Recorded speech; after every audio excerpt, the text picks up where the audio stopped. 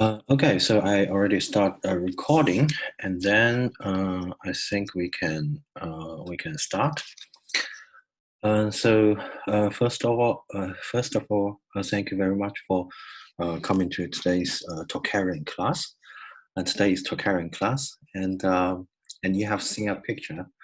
You have seen a picture of Anatolian. Yeah, I'm not mistaken, and I want to just start with something you already heard about last time. So today, as I said, today is Tocharian class. Already the 11th. Yeah, we have done a lot so far, and I'm pretty sure that a lot of you have learned quite a lot already about Tocharian and also Indo-European linguistics. Yes. So for today's class, I'm not sure if I should give an overview since we have a lot of stuff to talk about. I'm not going to give a review of what we have done last time. Some of you could probably review the videos if you want. So today's topic, we're going to, as I explained earlier, we're going to check a verb, an interesting verb.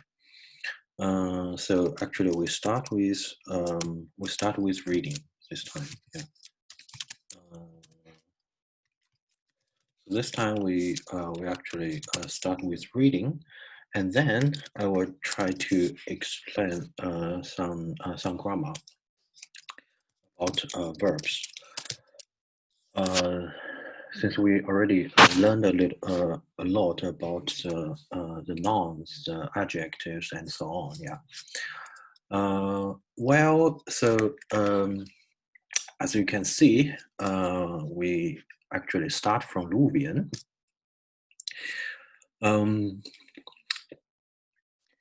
Well, probably we can first check. Wait a minute. So last time, last weekend, during the Greek class, we talked about the Iliad and the historical background and the connection with the Anatolian side. We talk about the connection between Luwian and the Greeks. Yeah, right. And we read, which in order to illustrate the relationship, I have shown you a letter or other treaties between the Wilusa, the so-called Troy, actually the historical Troy or the historical Ilios, and it is written as Wilusa in the Hittite documents. And actually, in this letter, you see that actually this is a Trojan site. This is a Trojan site. This is Wilusa, and this is actually the Hittite site, right? And we have such a name, right? So I copy the name here. So this is actually what we have. So this is there's a correspondence, a letter between these two sides, right? Yeah. Well, I write this one. I write a sh here, but actually the pronunciation is just like a sa. So actually, you can also write it like this. So it's okay. Yeah. Okay. So this is just a tradition used by the Hittite scholars. They use this letter to transcribe, to transliterate the sign, the cuneiform sign. Yeah, but the pronunciation you can just take it as a s. Yeah. But anyway, I mean, if you consider rookie rule also available or effective also in the ancient languages, and then you can certainly say that, well, it is actually Luvisha, Vilusha, but well, that's just some trivial detail, but it's okay, just we really could not reconstruct the pronunciation about people living 3,500 years ago. It's pretty difficult. Okay, that's just a very small detail. And today we're going to start with this name. So this is actually our key point today. So Tarhunta, no, there are a lot of rookie roles in Slavic languages. There are a lot of rookie roles, A rookie role is kind of a very popular role in a lot of languages, Also in Slavic, and we are going to talk about it, okay. For example, Slavic language, it's a very important phenomena in Balto Slavic. Okay, and then let's come back to the topic today. So we're going to start with this word. So this word is called Tarhunta, and it is part of the name of the king, right? Such says Manapa Tarhunta, your servant, my lord. That's right. And then probably we should have a guess. So what is the meaning of this Tarhunta? First, it is a god. It's a god's name. Or second, it's a place name. And third, it's just a personal name. Just a personal name. Or none of the above. So first question is this one. So what is your answer to this question? So how could this Tarhunta be? Is it a god name? Is it a place name? It's a personal name, or just a none of the above?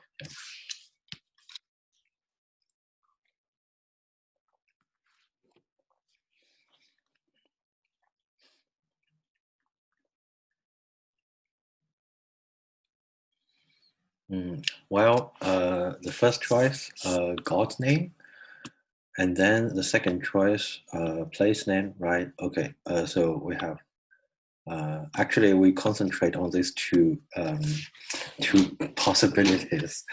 Well, you don't take it as a personal name, right? Okay, so it seems that more people prefer this one. This is actually God's name, it's right. Essence. Right. So this is actually a god name. And what kind of god is this one? This is actually our God. So probably I can make it. I can use another. So this is actually our God. So he's. Check it. This is actually in a museum. I'm not sure in which museum. I'm not. So probably I can make it bigger. So this is actually our God, and he is called Tarhunta, right? And this Tarhunta, if you want to know more about this, so you can find it. So wait a minute. So this is actually the entry word in Wikipedia, if you want to check it. So this is our stem. So this is the stem called Tarhunt. And Tarhunt was the weather god and the chief god of the Luwians. So actually, for the Luwians, Tarhunta, or the Tarhunz, I copied here. Tarhunz is Zeus. Is actually Zeus, so he is actually the chief god, and he's also the weather god. So for the Luwian, Tarhunz is actually Zeus for the Greeks. It's just So he is actually the most one of the most famous gods. And then we also have this name in several other languages. Like we have also in Hittite, you check it. So this is all the variants. So this is actually a very important, you can also, I think you can find it. Yeah. So, so Hittite, you have almost the same form, Tarhuna. And then you also have Lucian. Lucian is also another very important Anatolian branch we are going to talk about next. I mean, in our Hittite or in our Anatolian class, we are going to talk about Lucian. Yeah, it's also a very important language. So you can find it. Yeah. Okay. Yeah. Thank you for copying the Wikipedia information. Yeah, and then. So how can we move on to the Tocharian side? So today is anyway a Tocharian class. So the question is, so this is actually the god name, right? So this is the god name, Tarhunta. It is actually the most important, one of the most important gods, and you find it also in Hittite. Okay, and then we actually in the how do you say that? So this is the second question.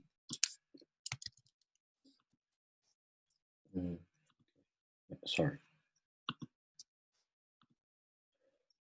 So I make it so. So now comes our second question.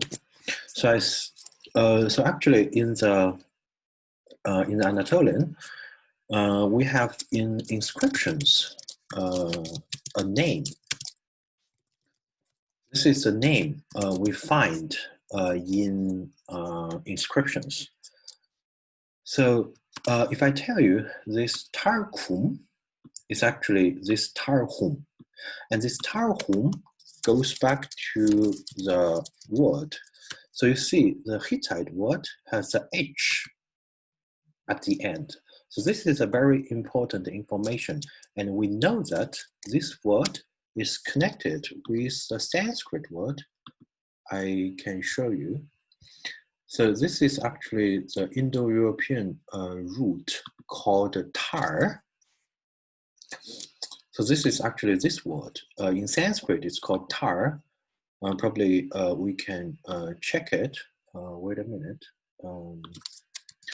I find the page in Leaf, and then you can check it.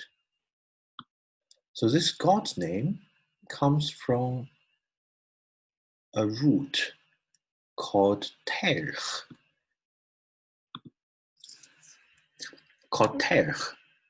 And this terh, how can we know that it has a laryngeal too? Because we have in Hittite the form Tarhuna, and also in Luwian Tarhunz. Yeah. So then we know that this is a root with a laryngeal at the end. And this is also the reason why it is a set root, tar-ri.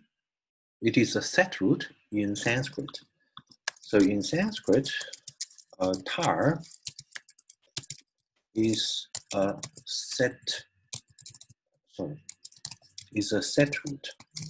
If you don't know the meaning of set, you should go back to the previous videos to get the information about set. So in Sanskrit, we know that it is a set root, so it ends with an E, and then in Hittite, it has a H, H at the end. So we know that the original form must be ter, H, laryngeal 2. Okay, and this word actually means to conquer, to get over, how do you say that? To conquer something, to destroy something, to get rid of something. So it's just like this one. So you see, in Avestan, it is called attack. Yeah, so this is the word for the Luwian and for the Hittite god. Tarhunz, Tarhuna. And then, so let's move on slowly to the Tocharian side.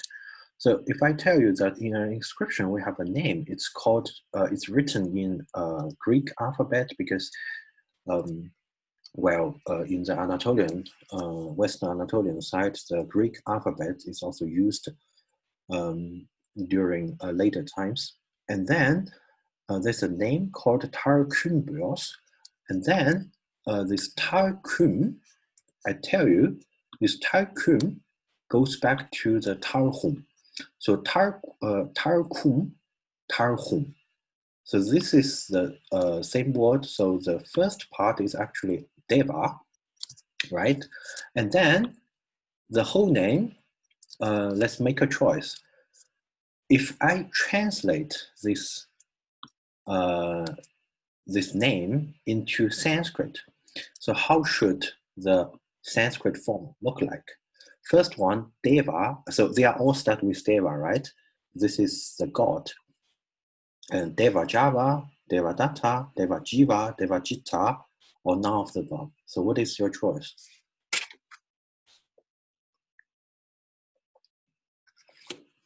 Deva Jiva. Okay. First one. Okay. A third one, sorry, third one. And then if I tell you that, this is the 陷阱题. So will you change your mind?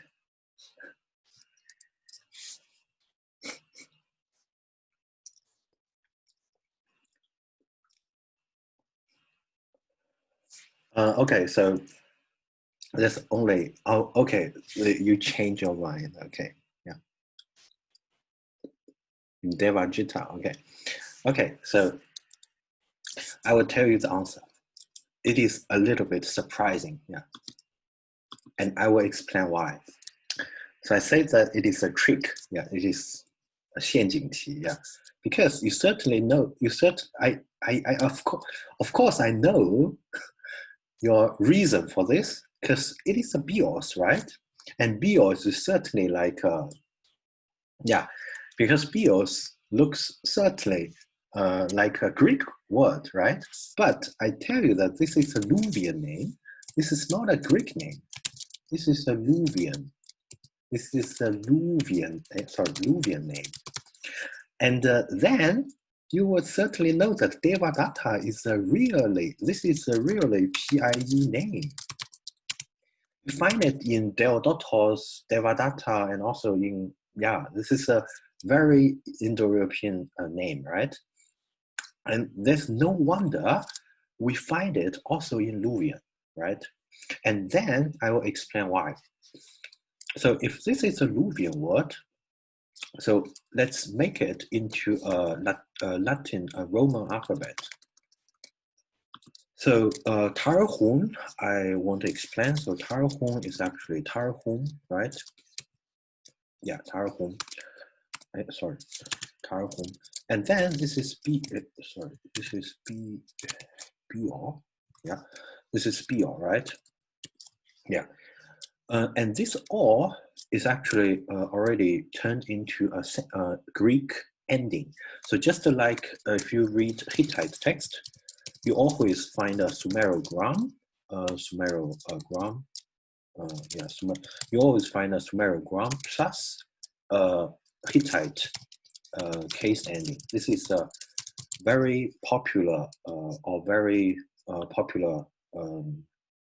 how to say that, procedure or method of the writing text in Anatolian. So, and then this Tarhun-βιος, this or goes back to Greek or stem. That's true. It's okay. Yeah. But then, what is the original form?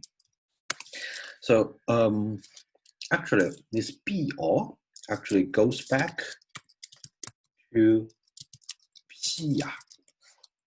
And this Pia, if you check it in the dictionary, you will know this is interesting Indo-European root. Check it. So this is a root called geben or Namen. We will talk about it in detail. So this is the root, and this root comes from PIE root called high, or I make it probably. So this is the Indo-European root called high. And then you will wonder, well, this is PR and how could it be high? And first, the reason is this PR goes back actually to a pair. A pair, this is a kind of an adverb or preposition. Wait a minute. So this is actually compound verb with pair plus I, right? And then comes another question. How can we know it is a laryngeal 1, but not laryngeal 2 or laryngeal 3? The reason is that in Hittite, you check it, it is pe he, and this he, and also here, it's p ansi. So this, if it is a laryngeal 2, take it, if the root is a laryngeal 2, it must, I put it here. So that root terch goes back to a laryngeal 2, right? So if we have a laryngeal 2, the Hittite word must contain a H. But here you check it, it is called P anzi, right? Anzi is auntie, just like Sanskrit, auntie, the third person plural. So then we know that it must be a H1 at the beginning, right? And then comes the question, why should it be I? And I probably some of you remember, almost like more than 95% or almost 100% words have the a vowel as the original sound. So the words containing a I in the original root is really rare. But we know from the Greek, it is a I. Because if it is the a, check it, if it is a, so Greek should be enumai, right? But Greek is I, so we know that it must be a I. And the first laryngeal, the laryngeal goes back to the Hittite form, P anzi. So then we can move on to the Tocharian side. So this root is only attested in Hittite, Greek, and Tocharian. In Tocharian, it's called ayu or I. And if we check the Tocharian verb system by Melanie Martin, we know this is the entry form. Wait a minute. So this is our root called I. And I is actually his full grade. Yeah, I have it here. And then we're going to move on to the Tocharian, to the Tocharian side. And then probably before we move on, I can also explain something about the compound word. Oh, sorry, not here. Here. Yeah. So as I explained, this word PR goes back actually to a pair plus a root, right? So this is a compound. This is a compound verb, right? And compound verb is actually widely attested in Indo-European languages. Like if we check a word called quairo or quaiso in Latin, right? So we check it, quaiso. Yeah. So there's a word called quaiso, right? Quaiso. quaeso. And it means, so I can move the information here. So this is the Latin word. The meaning is to seek and to seek, right? Sorry, to seek. Or probably another point. To check it, the meaning here is really interesting. It means give and take at the same time. So this root means give and take.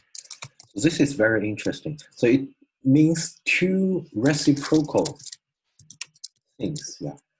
So take it yeah, you should pay attention to this root. It has actually two meanings: give and take. And it originates actually from the reciprocal meaning of such words: to go and to come, to take and to give. And it actually goes back to the middle form, like here, check it. So actually to give, but kind of to give yourself. And give yourself means you take something from somewhere else, right? Like you give, but you give to yourself. It means that you take something from others, right? So that's the reason why give and take this root can have two meanings, right? Actually, it has something to do with his diathesa, yeah, medium, middle, yeah. Okay, and then we can move back to the word called quaeso. And quaeso, if I tell you that this is a Latin word, and then it certainly is weird, right? Because in Latin, there's a rhotacism. Rhotacism, right? Okay, sorry, rhotacism, yeah. And rhotacism means that if we have a vowel, S vowel, S vowel, and it will turn into a R. Yeah, so this is actually the rhotacism. If we have an S between two vowels, it will become a R, right? So it means that the original form cannot be a S, right? And then this word is actually quite related to the word we discussed in our Sanskrit class last time. Sanskrit class we call this word, right? So this word means call, right? Okay, and if we check it, so actually you can see everything is related inside the Indo-European linguistics. Almost everything can be related. Yeah. So this Latin word quaeso actually has two parts. The first part is the qu, and the second part is iso. And this iso goes back to the word, goes back to the root, eis. And eis means suchen, search, seek, right? And this search word is also contained in the word for respect, honor, with a D extension. So this is actually the H2A's, yeah, right? And then the Latin word iso goes back to actually it is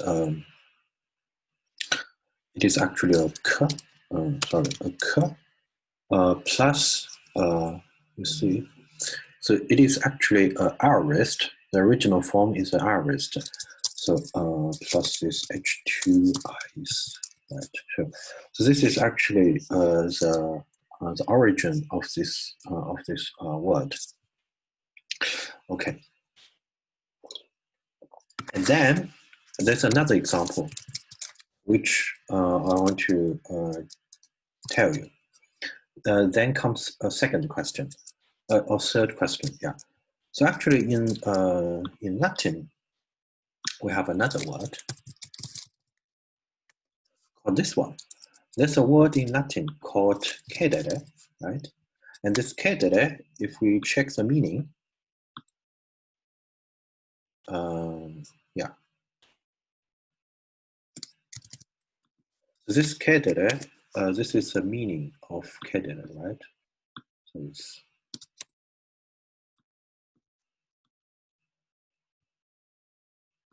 yeah, okay, this is actually the meaning. And do you find it a little bit interesting or weird?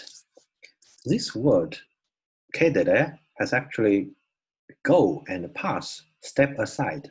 But there's another meaning called grant, go. So how can we explain this? Is it from is it from the first meaning, go and pass, step aside, to the meaning grant, concede, submit, or it is from the first choice. First choice A is from one to two, right? The second choice, choice B, is from 2 to 1, and choice C, not related. Okay, D, yeah, I can't say that. Yeah. So what is your opinion for this root, cēdere? Yeah. So you think that from go and pass to grant, right? Okay, not from grant to go and pass, right? Okay. Okay. And then 不好意思，我一直总是给大家设陷阱题，不好意思。Okay. The correct answer is this one. Yeah. This is the correct answer, and we will check it. And this example tells us, so this is an example, to show how important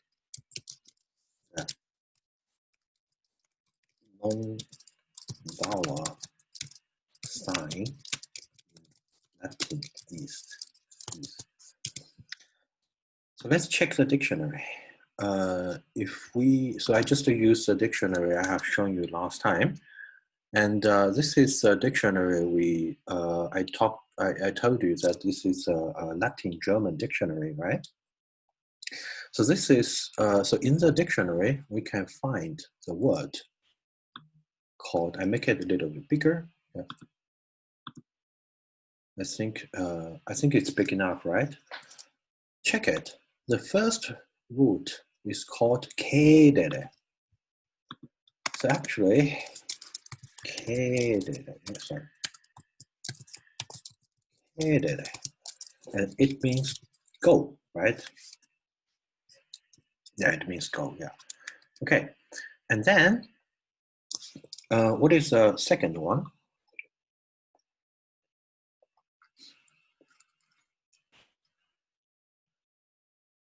Check it. The second one means kettle. The second one reads kettle, right? So kettle, or yeah, kettle, actually kettle, yeah. And kettle, to check it, there's actually no infinitive. This is also interesting, right? Yeah. Oh, this is probably infinitive. Yeah, this is the infinitive, right? So this is kettle means keep hair, bring hair. Weiß jemand, weiß jemand. So someone who knows German can tell me which is this. Is it a present in first? So this one, is it a present form, imperative form? Which one? German. I'm talking about German, right? Okay. Yeah, this is the imperative form. This is not even the first person singular. It does not mean I grant, right? So this is really something weird, right? So this is actually an imperative form, and this one, how do you say that? The infinitive, you say that plural. How to say that? Plural atheistic. Oh, it's okay. We can forget it. Yeah. So then we actually have two words. First one with the long a. Second one with a short a. Yeah. And the second one is actually a compound with care plus do. And do is to give, right? And the first one goes back actually to care plus zde. And care plus zde is actually the sit word, the sit, to sit here, to sit there, to go to reach that place, right? And then this is the goal. If you want to know the detail, you can check. You can check the. You can check here. It's pretty. Yeah. Wait a minute. Yeah, you can find the information. You can find all the information in. Yeah, here you can find the information here. Wait a minute. So you see that this is cēdere. Cēdere actually comes from the word deich, and another word you can. I'm not sure if it is here. Yeah, not here, but you can find it in lip. So check lip and leaf if you want to know the detail of these two forms. I just want to tell you, using this example, two things. First one, in Indo-European languages, we have compound verbs like pia, which is hidden in the Luwian personal name called Tārkym-vιος. And this B is really misleading because it comes from a per sound. So this is actually, we will talk about in detail that actually in the Anatolian family, the, how to say that, the voiced and voiceless are always mixed. So this is also the reason why we talked about the personal name Scamandrion. So this is the name, the son of Hector is called Scamandrion. This is also the reason why we have a lot of nd in the Anatolian languages, because actually nd goes back to nt. This is nd is actually nt, and nt is a very popular suffix, like present. Yeah, this is a very productive suffix. Yeah, but in the Anatolian languages, the voiced and voiceless consonants are always mixed. So you find bios, this is pretty misleading, goes back actually to pia, and this pia is the compound verb called pe plus hai, right? And then I use two Latin examples to illustrate this compound verb. This cēdere actually is imperative form. It has the door here. And this cēdere is also a compound with k plus d. But for the detail, you can check the lip and leaf. Yeah, okay, yeah. So now let's finally move to the Tocharian side. So the Tocharian verb is called I, right? And I means to give. So in order to check the meaning of this verb, we can read some text. So we are going to read here. We are going to read this text. Before we read the Tocharian, so this is wait a minute. So I can probably copy the text. I'm not sure if I can show you the text. Wait a minute. I can show you the picture of. So it has a signal number of, it has a catalog number. Okay. Yeah, this is for the explanation of other words. Yeah, we'll talk about it later. Yeah. Okay. Yeah. But we can talk about it later. Yeah. So this is actually the passage we're going to read today. We're going to analyze the words in this passage. So it is in this fragment. The fragment number is THT23. Wait a minute, it's a little bit slow. Yeah. So this is our text. It comes from the famous Udānālaṅkāra. So we are going to read the fragment 23, and it is Udānālaṅkāra fragment. So for the Udānālaṅkāra, actually, it is actually a commentary, Tocharian own commentary to the famous Udānavarga, which we have already mentioned last time. Yeah. So in order to, so this is the whole text. Unfortunately, we don't have the picture, so we can only rely on the text edition by Zieg and Ziegling, which we find it here. So this is a text edition we're going to use. Wait a minute. Yeah, so this is text, yeah. And what we are going to read is located in passage, wait a minute. Sorry, it's in line A2. So we actually start from here. So we read the verse 16. Yeah. So this is we're going to read the whole verse, and I already copied the whole verse here, and this is actually content and English translation. But before we move on to the Tocharian side, we need to have the background. So that's why we have to check the Sanskrit verse first. So the Tocharian text is actually a commentary to the Sanskrit side. So we first read the Sanskrit text. So the Sanskrit text comes from the 10th chapter of Udānavarga, and Udānavarga is abbreviated as UF. Yeah, UF 10th chapter is called Śraddhāvarga, and Śraddha is Chinese Xing, or in English is kind of faith, right? A belief, which is someone who is quite faithful.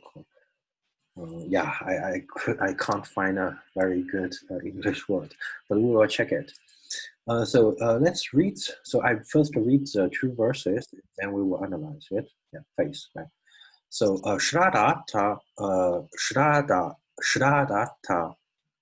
wait a minute. Śraddhāta Hri Shidam Attarpidanam Dharma ime Satpurusha Prashastach Etham hi margam divyam vadanti ette nasau kachari devarokam. Right? So this is the first verse, and we will analyze one by one. And in order to check the parallel text, we actually need to use the book by Mizuno. Right? So this is actually a very famous book by Mizuno, right? And then in this book, he actually has how do you say that? A concordance, right? Concordance here. So let's move on to the tense. Yeah. So this is in Chinese is called 信品, right? It is 信品. And then we know for this is the translation, the Chinese translation, right? And it corresponds to the Śraddhāvarga, verse 1. And then he also gives the parallel text, A4336. So the parallel. So we are reading UF 10, and it is Śraddhāvarga, right? And the parallel text, we find it for the first verse, 10.1, it's in R, V, and 336, right? So R stands for Udānālaṅkāra.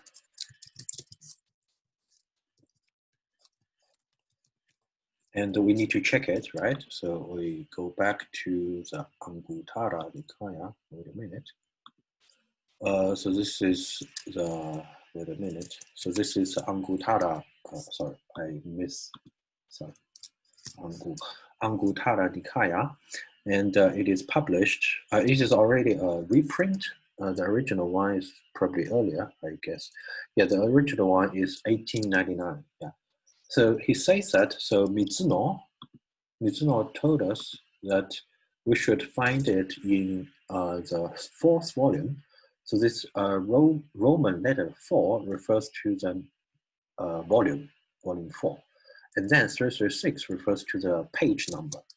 So let's move to the page number. Wait a minute. 3. So this is 336, right? 336.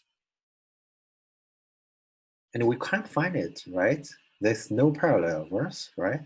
So why couldn't we find it? So this is, sorry, I show you. So this is Sanskrit verse, but the Pali verse, there's actually no Pali verse, right? Yeah. So why? Does anyone know why?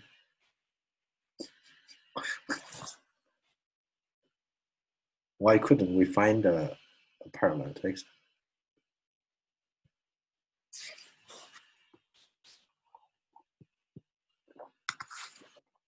你们能明白吗？就是那个水野宏元让我们去找那个，就他告诉我们平行文本在这里，但是我们没有找到，你知道为什么吗 ？OK， 好吧，我还是我来说吧。Yeah, the reason is pretty simple. Yeah, he made a mistake here. He made a mistake. Yeah. The reason is that it is not 332. It is not 336. It is 26. This is a mistake, actually. It is actually page 236, not 336. So this is page 236, and this is the parallel passage. Śraddhāvarga kusaram. So always be careful, right? So this is also another lesson, right? Do not trust anyone, even he is Mizuno. Okay, he can make mistakes, right? Okay, so now let's read it. Sadam Hidiyam Kusarang Chadanam Nama ete Sapuri Sanuyata Etam hi Magam Divyam Vadanti Etena hi Gachati Devarokam Ti, right? So I also copied the text here. Yeah, so actually we can translate it. I think it's not very difficult, right? We also have the Chinese here. We also have the Pali here. So, okay. So we translate one by one. So Shraddha, Chinese Xin. And Atta is like then and so, like this one.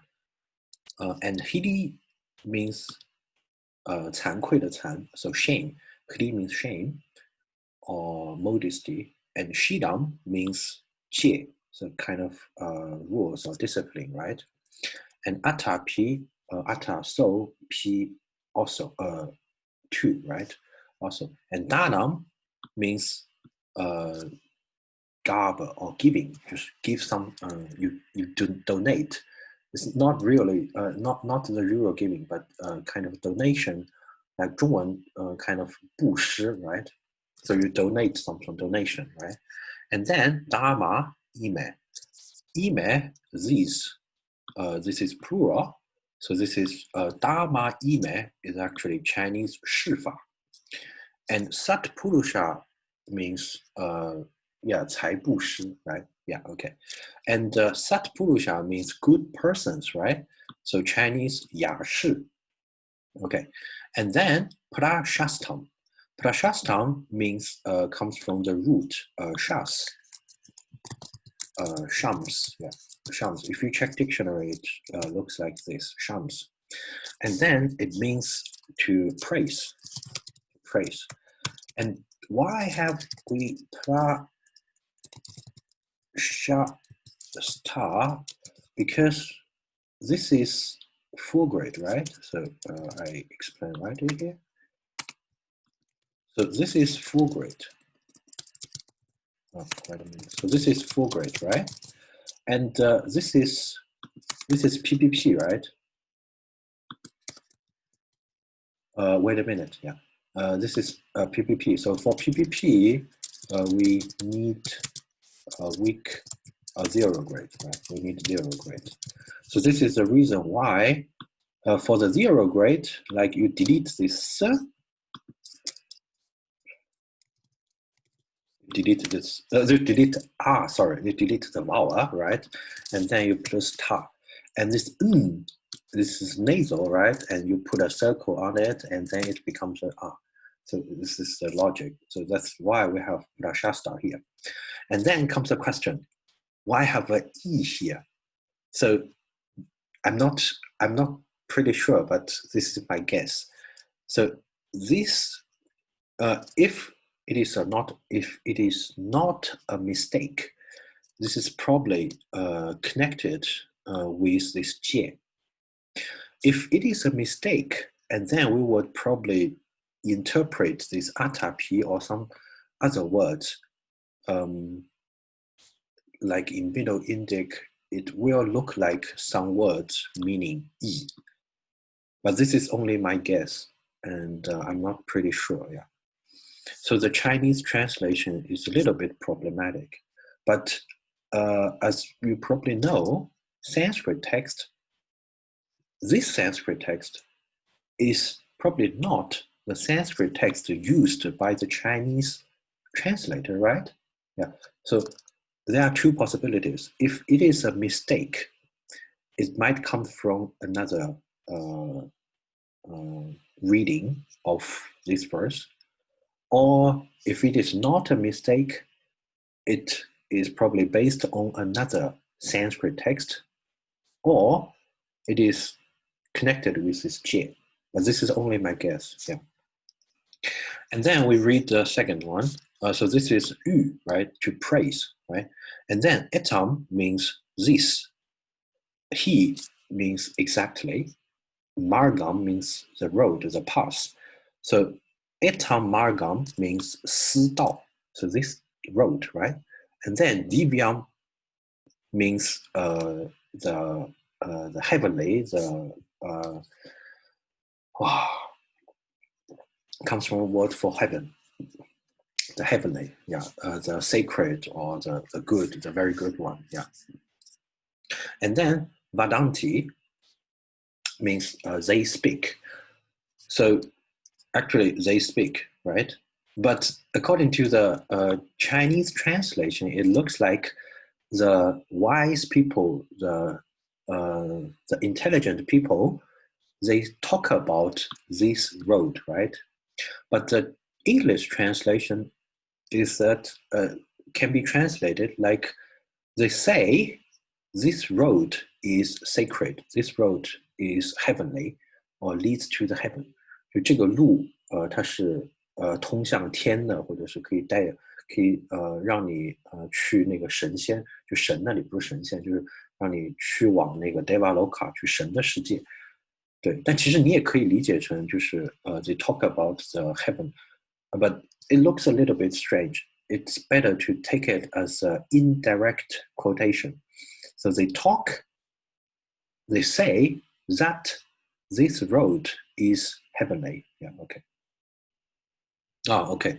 如是升天士. This is actually the second, the last last part, right? So etenam, etene, etena, through this one or in this way, asao, that person. Asao means that person. Gachati goes to the Devaloka. In this way, he goes to the heaven world, heavenly world. Yeah, right. Okay, so this is actually the Sanskrit word, the Sanskrit verse, and then there are actually some details we can talk about, but probably we can leave it to your own consideration. So let's check the Tocharian text. So I hope that you, so I copied this text and then, I couldn't copy it, sorry. So I copied the Tocharian text and then we translate it. So I copy the Tocharian text here, a little bit, a lot. Wait a minute. I did wrong. Yeah. Okay. So I put the Chinese and Sanskrit and Pali text here so that you can compare, right? So let's read the Tocharian text one by one. So first one, tu. Let's check it. I will check the grammar for you. So wait a minute. So how can we make it more? Right? So that's this one. Okay, it's pretty good, right? And then I can show you the grammar here, so you can see the grammar here. Okay, so first word, tu, and tu is actually the pronoun. You find it demonstrative pronoun here, right? So it is tu here. Yeah, it is the neuter demonstrative. So it means s. In German, it's s. This, or yeah, das. Yeah, das. And per call man. Oh, I think I need another. How can I do this? Wait a minute. I need another one. So I copy the.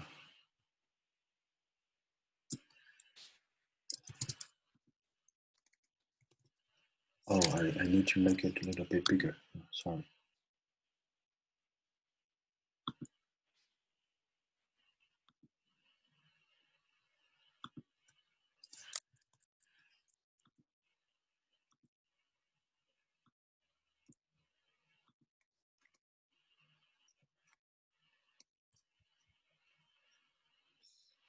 Oh, sorry. I made some stupid mistake. Yeah. Okay, so then it's probably better, right? I hope you can read it. Do I need to make it a little bit bigger? Yeah. Okay, I hope it's big enough, right? And then we will explain this one. Yeah. And this per car man, make it here. So probably we can just first read the translation and you get an idea of this verse. So with regard to this, the Buddha spoke this and this good verse, right? And faith as well as modesty as well as a gift, and these are the laws praised by the good people, and therefore this way all Buddha called the most divine, and on this he goes to the divine work. So this is basically the idea you already have read. And then we talk about the Tocharian grammar, because today is anyway a Tocharian class. So per called man contains two parts, and this man is ablative, ablative singular. So this is actually ablative singular, and this is man is ablative suffix, right? And this per call is actually a verbal noun of verbal noun per call. Per call means having seen, having perceived. and from the root perk. And perk is actually related to the word. I will frequently check the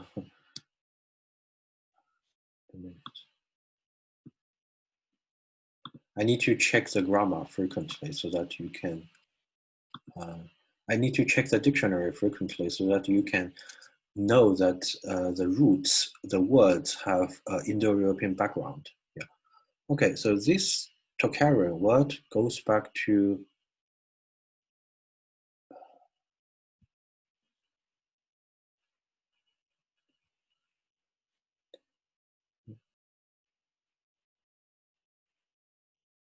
oh, I made a mistake. Wait a minute.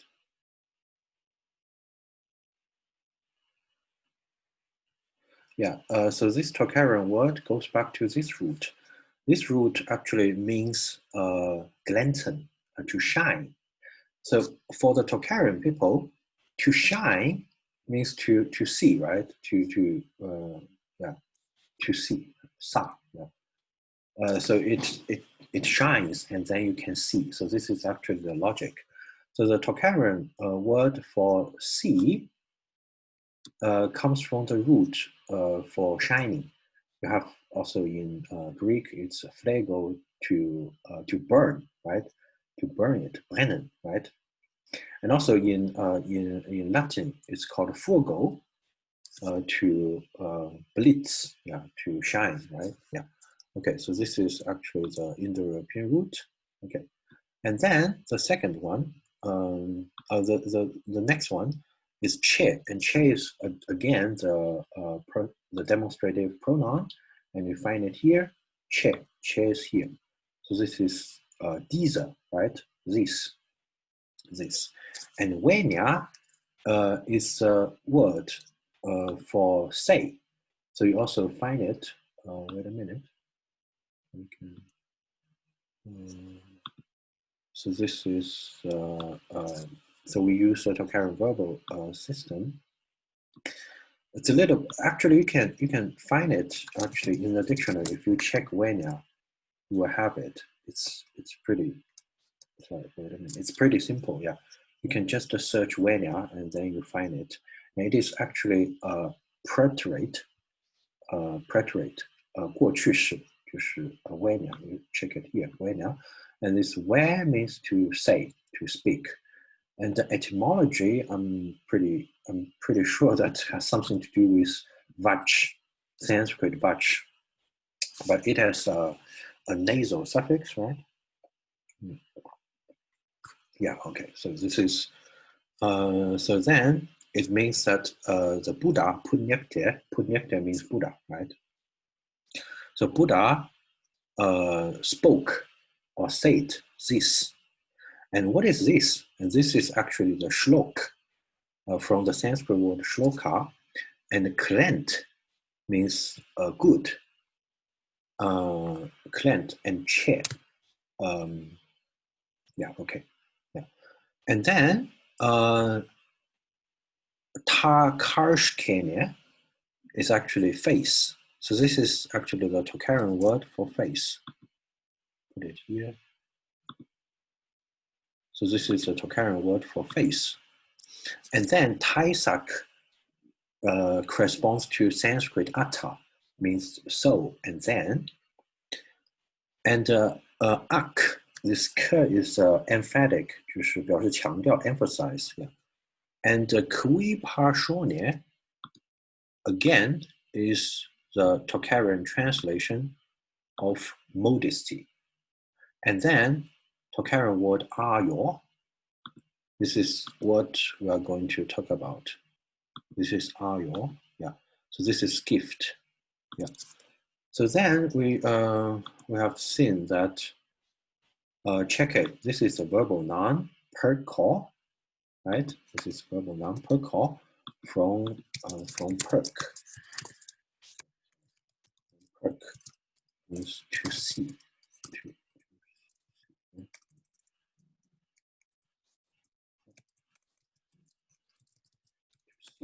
And then we have 阿友, yeah, 阿友. It again contains this all, yeah, and comes from the root I, means give. Yeah. It's actually the same suffix oi for building a verbal noun. Yeah. Yeah. Okay. And then pair like nenta is, you can check it. Pair like nenta is dharma. So actually, the Tocharian text is really very close to the Sanskrit one, and then you can, and still something interesting, in the Tocharian text, we only have three things, namely Shraddha, Shida, Shraddha, Hri, faith, modesty, and gift or donation, right? There's no Shida here. So one explanation is that Shida is actually Hri Shida together is a compound. This is one explanation. And then this is the understanding of the Tocharian translator. Yeah. So he just translates Hri Shidam as a single word, like kuipasonia. And kuip is shame, to feel shame, to feel shameful. Right? Okay, and then the next verse, pay like nenta means dharma here. So I move it a little bit. Yeah, so dharma is pay like nenta. So enta, you check it, this is a typical plural. Ent comes from the ent. Yeah, ent is the suffix, right? And then r is the ending for the plural, right? And goes back to laryngeal 2. And ime is again chai. So actually, we have here a lot of pronouns here, and we just talked about the pronoun last time. So this is chai here. So chai here, yeah. So this is the Chinese translation, 私道, yeah. Perak nenta chai.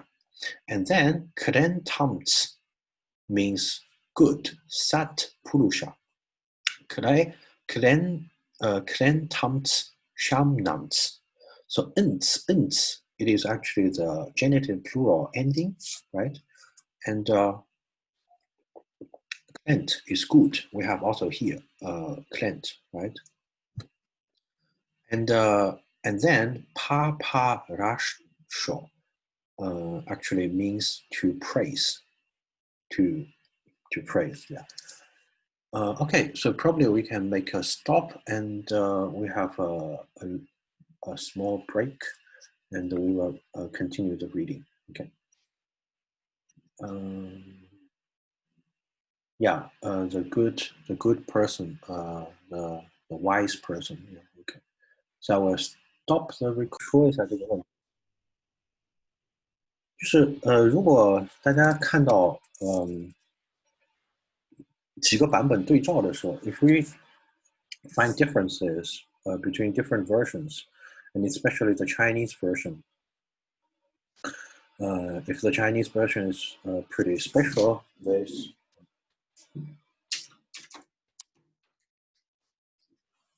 okay. So if the Chinese version is very special, actually two possibilities we can right? So first possibility, it's a mistake. The second possibility, not a mistake. Okay, for the first one, if it is a mistake, it's kind of a misunderstanding. 对啊，我开始讲话了。我开始说话了。对，你可以听到吗？我声音应该没关吧 ？OK。是，我现在开始讲话了。对。好的好的。对，就是我继续讲一下这个吧。就是你听不到吗 ？OK。So if it is a mistake, it is probably a misunderstanding of some Middle Indic version. Yeah. It's probably a misunderstanding of some Middle Indian words. So it is mistake. If there's no mistake, there are also two possibilities. The first possibility, different Sanskrit versions or different versions. Sanskrit in like Buddhist Sanskrit, not really the classical Sanskrit. And the second possibility, if it is not a mistake, first possibility is it comes from a different version, or it is kind of a free translation. Yeah, like this one. Yeah. So this is two possibilities. I assume. Yeah. Okay. So probably we can continue, right? Okay. So basically, this is for this verse, and I just want to show you the correspondence between the Sanskrit and the Tocharian versions. Yeah, and probably we can move on to another verse, or another how do you say that? Another text. So this is okay. Okay. So probably we can check another text, and in this text we have a finite form. In this verse we have a verbal noun, right? So this is actually a noun, are your gift, right? And in this version we have a finite form. So this finite form, you have it here. Aische, I make it, I highlight it. Aische and Aische, wait a minute, Aische, right? Yeah, and we will talk about this Aische here, and we can move on to the discussion of the Indo-European comparative and superlative.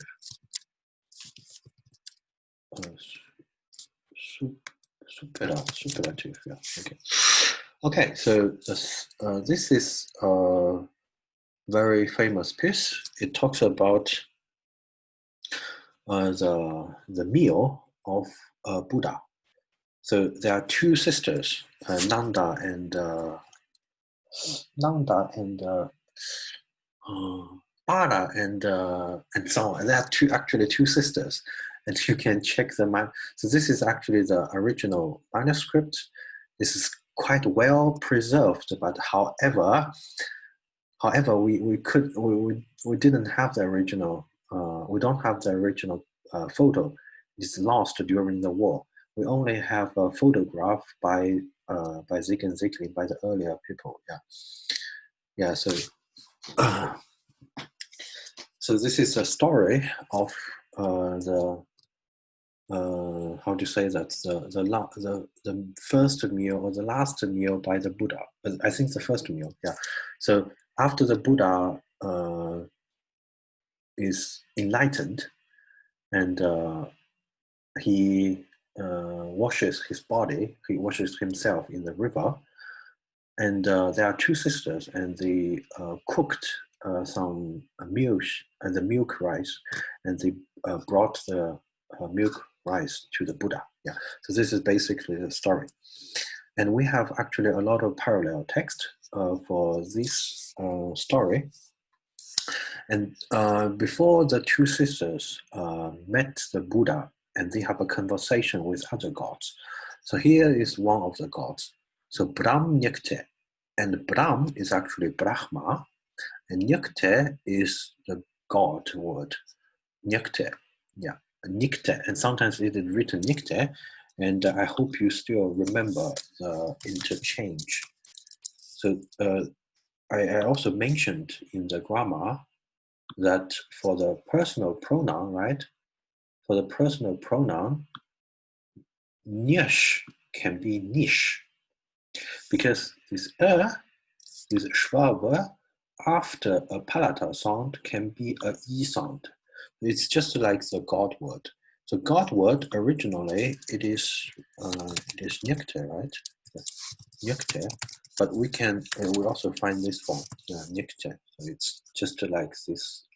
This is a regular sound change after the palatal sound, palatal consonant. The is sometimes written as the e. Yeah. Okay, and when is again said. We have already seen. So the Brahman God said, "Me shi." So today so this is pretty useful. We talked about pronouns last time. So me is the third person enclitic pronoun. So actually, shi is the is a allative suffix, right? So shi is allative suffix, right? So it means towards. So the Brahman God spoke towards them, and them this is two sisters, yeah, and the Śraddhāvarga. So it is actually marked twice. And how does so actually this is to the sister, right? To he spoke to the sister, but this sister. Oh, sorry. This is vocative. I should make it like this one. Sorry. So he spoke to the two sisters and said, sisters, little sisters, Śraddhāvarga. And Śraddhāvarga has actually two parts, and this ana is the plural ending, and this sheshk is related, is cognate with Schwester, yeah, or the English sister. Yeah, it's actually cognate sister. And then little sister, se, again, it is demonstrative pronoun, means ayam, dieser, this one. Whoever, or the who, is here is actually has a relative meaning. So this one, this person, Nisa, this is, we'll talk about it later, and Sparman means top. I put it here.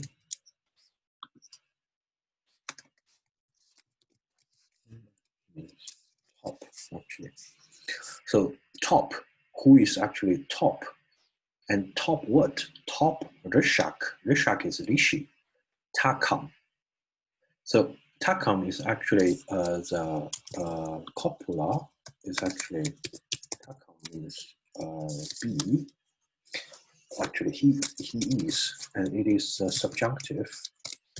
It is a subjunctive, third person singular. So he is. So actually, like it's a condition sentence. If someone is the top, or actually he is better a sage. He's a top sage. He's a better sage than me. Nisa. Me, again, we go back to the personal pronoun. Check it. Me is actually the ni, shi, plus and sa.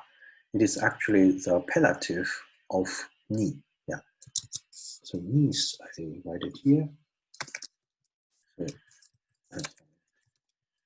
Ni, sa is actually appellative singular of I. Yeah. Of I. So Nisa. So here is actually, there's actually, sorry. So so if someone is better than me, if there is a better sage than me, and chvi means also the second, also the demonstrative pronoun is a genitive, but there's no dative in Tocharian, so genitive functions like a dative. So to him, aische is actually to give. So you give, or so you give it to him. So it is actually you give it to him, or you give it to me. Yeah. So this is actually this epe means or. So I separate it. So it is actually means or.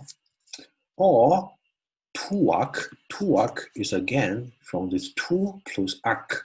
Ak is the strengthening word.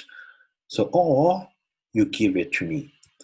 So aische, we can also check it if you want to know the form. And actually you can search it as I explained. Actually you can search it. Check it, aische. You just search aische and it comes aische, and it is actually a sk present, and then sk with ending. So I write it here. So you see this ice, this ice is a sk presence, and with chair ending. So this is the ending for you, plural, yeah. So this is the ending. This is ending, you plural. So you give. And this sk plus ch will turns up as ch, yeah, ice ch. So you give. So you give. So you give him. So you give him. And this person is a better sage than me. So actually in the Tocharian grammar, so now comes the discussion of the comparative and superlative. So actually in Tocharian, there is no real comparative or superlative form. And you can find the grammar point in point, wait a minute, I'm not sure if I can find it. Probably, yeah, here. So in the Tocharian grammar, page 158, there's a special remark on the comparative forms. So besondere Steigerungsformen der Adjektiva gibt es in Tocharisch ebenso wenig wie in Afghanischen, Chethitisch, Armenisch und in Burushaskisch. So it means that Steigerung form, so means Steigerung means to go higher, right? So the comparative forms and superlative forms, it does not exist it, or yeah, it's just a, but they can use another way to, there's very few forms. Yeah, ebenso wenig. Yeah, that's, yeah. So there's actually no, or how to say that? There's actually very few forms, not many forms of the real comparative. And how can the Tocharian people express the meaning of comparative? And they use appellative. So they compare. So they use a word for top or for good, and then they use appellative. So it is good compared to others. So just like I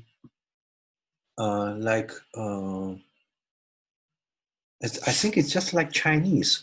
Well, in Chinese we say that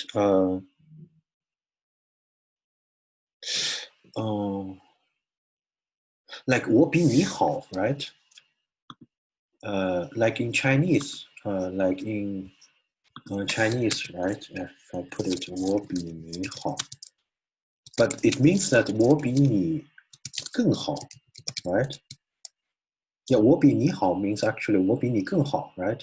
So, but 好 is the Yeah, so that's true. Yeah, so so Chinese use the order, and the Tocharian use appellative. So appellative, yeah, it's Indo-European construction, right? And then that's comes interesting point. So 就是我可能要拖一会儿，但不会拖很久，我大概拖10分钟左右，因为希望你们不要太介意。就是你好，我更好啊，OK，对，我就只是想打个比方，OK，好，Let's talk about some real Indo-European things. So in Indo-European languages, we all know that for good, the comparative, wait a minute. So the primary form and the comparative form and the superlative, superlative form. So English, right? Good is better, right? Oh, wait a minute. Let's make a little. Let's make a probably smarter, right? Or less bigger, right? And then biggest. You all know that, so I just write it here. Yeah. There's no point of asking you. There's no point asking you about these three words. You all know that. This is English, and then let's check German. So German is good, like groß.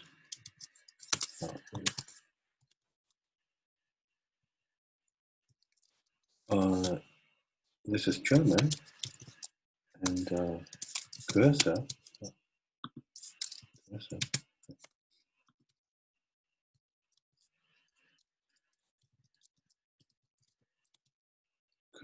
Größte, yeah. I think it's written like this, yeah. Größte, yeah. And good is besser, right? And this is best, right? Yeah. And the French, let's talk about French. So French probably, let's make it for, so this is English, and this is German, yeah. And French is this meilleur, right? But for the superlative of good, we can check it.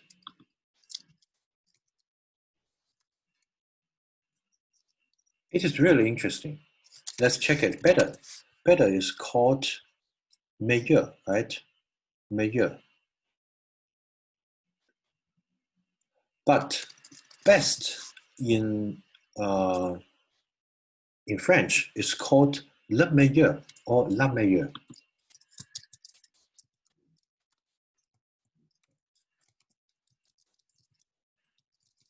Yeah. And let's check. Ghost. Yeah, sorry. Yeah, ghost. Yeah. And then, so this is French, right? So can probably can Mr. John tell us about Irish, Old Irish, or some other information? Or probably we can first check Greek, right? Yeah. So mot, right? So Old Irish mot and better. What is better in Irish?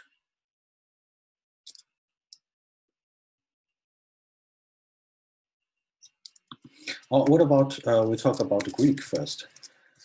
First, we talk about it's okay. Yeah, it's okay. Let's talk about Greek.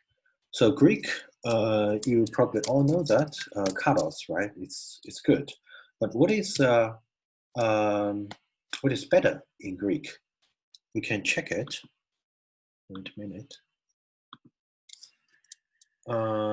So we can check Greek.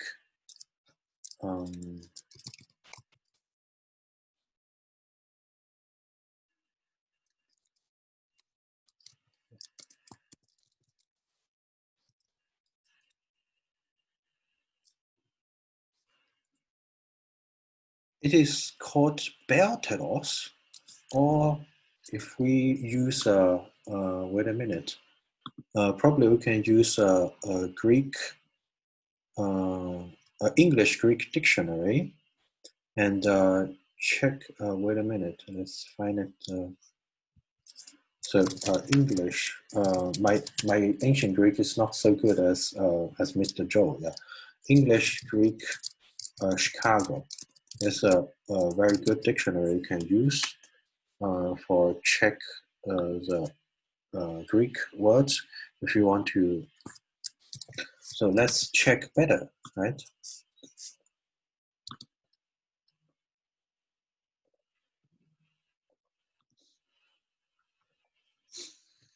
So if you want to know the word for better, it's called amenon or beltion or clayson, right? But there's also a cardion, right? But we can find it. We can use this already. So amenon, this one, the first one. Well, for me, I'm familiar with beltion. Yeah. So let's use beltion, right? Yeah, yeah, beltion. And then, what is the word for best? Let's check it in the dictionary. So best is called beltista.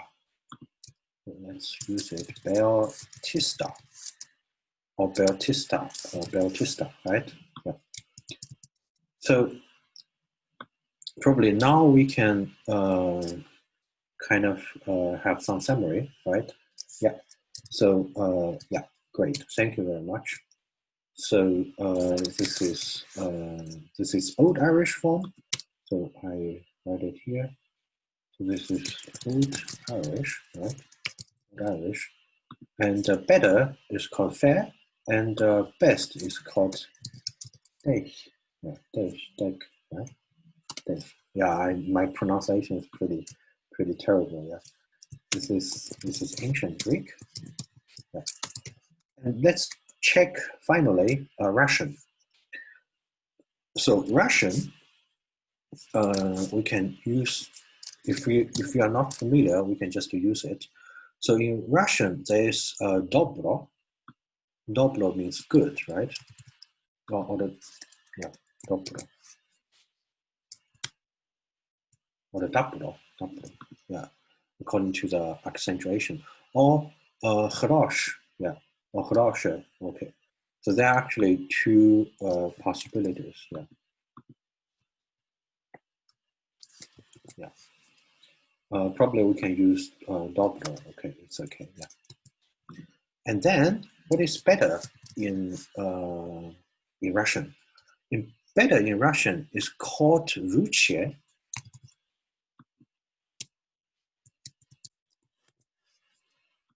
And so I put the transliteration here. So it is this is dobro, and this is лучше, yeah, лучше, yeah. And let's check the best in Russian. Best in Russian is called лучший. Лучший, yeah. So it's like лучший.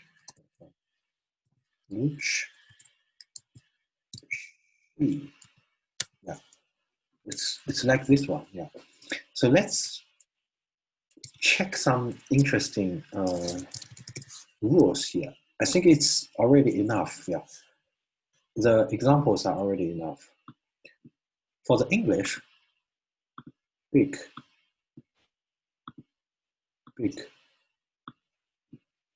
right? So this is a regular type. And then the second type, there are the three. This is bet, This is best. But good is different, right? And then German is the same. Große Größte. And for good, it's again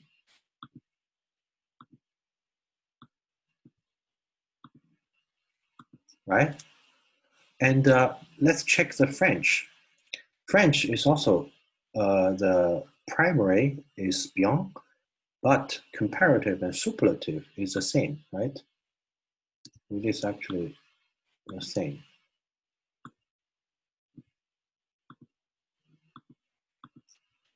And for the Old Irish, the three are different, three different things. And for the Greek, it's also like this.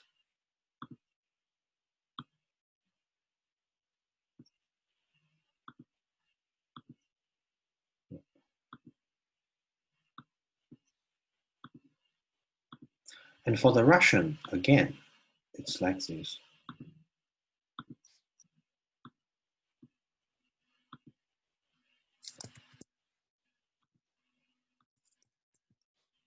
Yeah. And the Russian is actually similar to the French, because this is how to say that. This is a lengthened. Yes, the Russian word comes from the word for luch. It's related to Sanskrit luch or luch. Vailochana, lusha nafo. It's like Vailochana. Yeah. So this is etymology. But what I want to say is that typology. So if we use a letter, this is A, and this is also A, right? This is also A, right? And for the type of good, it is A, but this is B. It is B. Okay. Bon. Yeah. Okay. Thank you. Yeah. Bon is better. Yeah. Thank you. Yeah. And then check it. And for the German, German is I actually like the English. Yeah. So I can. This is A. This is B. This is B. Right. And then.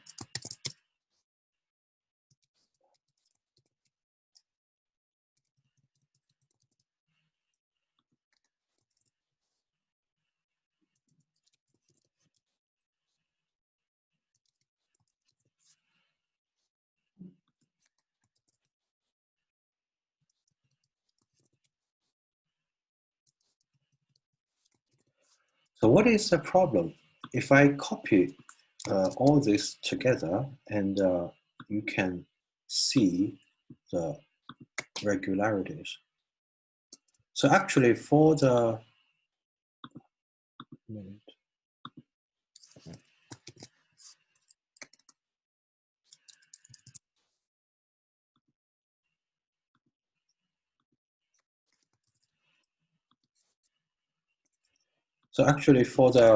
comparative and the superlative, for actually these three things, primary, comparative, superlative, in the Indo-European languages, there are actually only these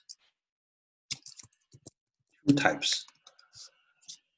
So either you use the same stem for all the forms, either these two forms are same, or you have three different forms, and there is no ABA. So this one does not exist. There's no such form. This is a very interesting typological regularity. It means that I'm not sure how to explain this. I'm not sure why, but this is actually a regularity, and we already have a book talking about this phenomenon, right? Oh, wait a minute, I will find it for you. So actually in the book by, there's a book by, wait a minute.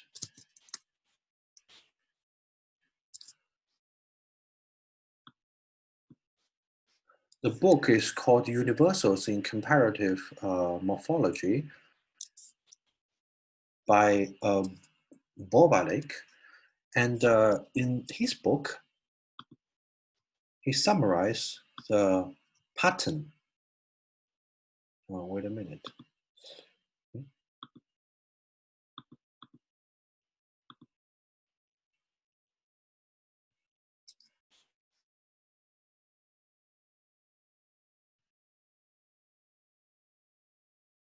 Yeah, okay. So he is actually the pattern of comparative in Indo-European languages. So you either have AAA, three same, or you have ABB first, and the last two are the same, like better and best, like in French, major and la meilleure.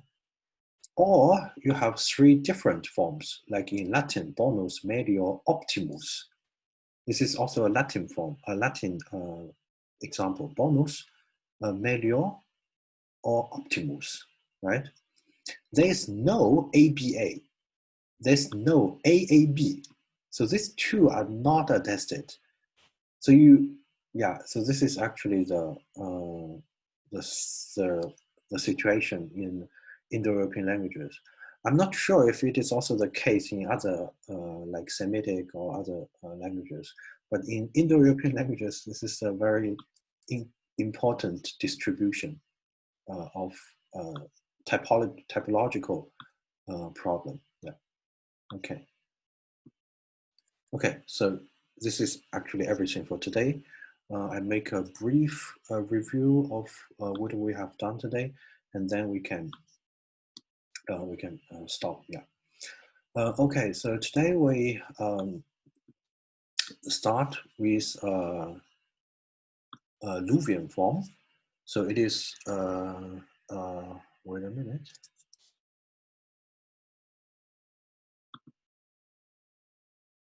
Okay. So does anyone want to see the Luwian form of the?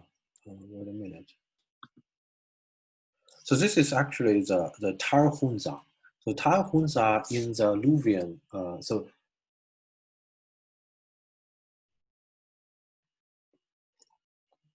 So it is attested. It is actually a hieroglyphic Luwian. Yeah, there's no ABA. Yeah, I don't know why. Yeah, it's really I can't explain why. Yeah, so it's yeah.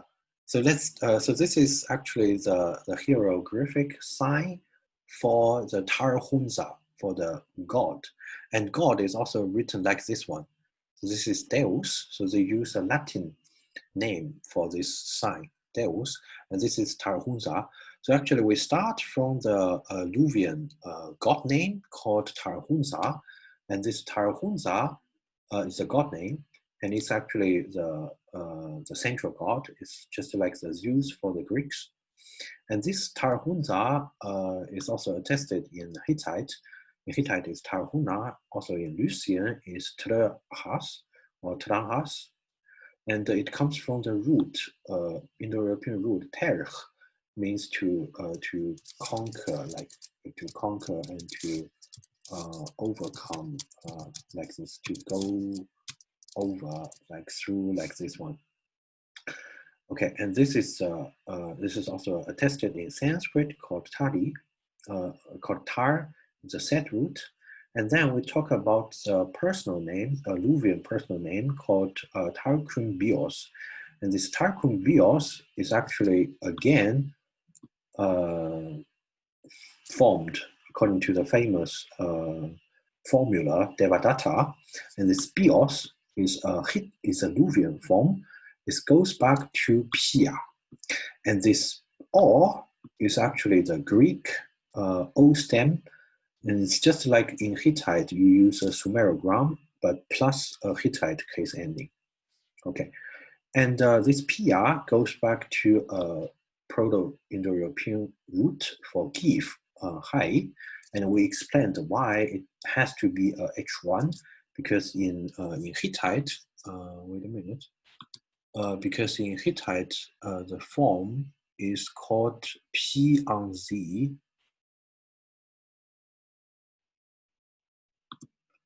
So in Hittite, it's called P on Z. There's no H, so it must be a H1, right? And it cannot be A because we have in Greek I. So it must be a I. And H1 will not change the R into a. And the P at the beginning comes from pe. And this pe is actually also attested in Tocharian. This pe is actually a Tocharian imperative prefix. Very important prefix. Okay, so, and then we talk about the compound verb in Indo-European languages, and we use two examples. First one is to search in Latin, quaeso, and it is related to the Sanskrit word, Sanskrit root ear, core, and and this quaeso is actually a compound of core plus eyes or highs, right? And we also mentioned another misleading form called cēdere. It has two meanings in the dictionary, but this is actually not related because the first meaning, go and pass, has a long a here called cēdere, to go. And the second one is actually cedo, and it is actually an imperative form. Imperative form. It's not a present first person. It's imperative to go, like go, yeah. Or to give, sorry, give here, bring here. And this here refers to this K. This K means here, yeah. And then we talk about the Tocharian root I, which is related to the Luwian form. We have it here, I, or I-ske, I-shen, yeah. And we read the verse from Udānālaṅkāra, number 23. And this is a text. And we also compared the Sanskrit parallel in Udānavarga 10 Śraddhāvarga, and we also compared the Chinese translation and also the Pali version, right? And we explained the Tocharian word, some Tocharian word and some forms, yeah, right? And and also at the end we discussed the comparative and superlative in Indo-European languages. In Tocharian, actually, we don't have a real, we have, but it's pretty restricted, not well represented.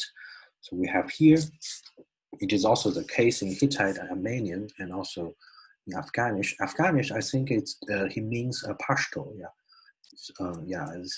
I think it means Pashto, yeah. 普什图语, yeah.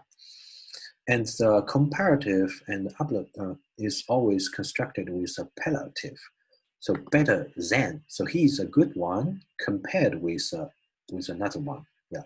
So and then we talk about the typology of the comparative and superlative in Indo-European languages, and it is really it's really tricky that actually we have in the Indo-European languages only 3 types.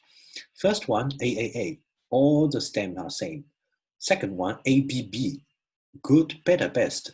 Or the third one, bonus, medio, optimus, like in Latin and also in Celtic languages. But we don't have ABA or AAB. This is okay. Okay, so this is everything for today, and thank you very much for your attention until now. So we will see each other on Saturday, and still have a good week and have a good day. Enjoy the rest of the day, and sorry, that image is not preserved. I can make it bigger, but there's no way. This is a very well, we don't have the original photo, so this is a photo taken yeah, a long time ago. Yes, it's a pity. Yeah. You're welcome. 不客气，谢谢你们。OK，好，那我们周六见。OK，好，拜拜。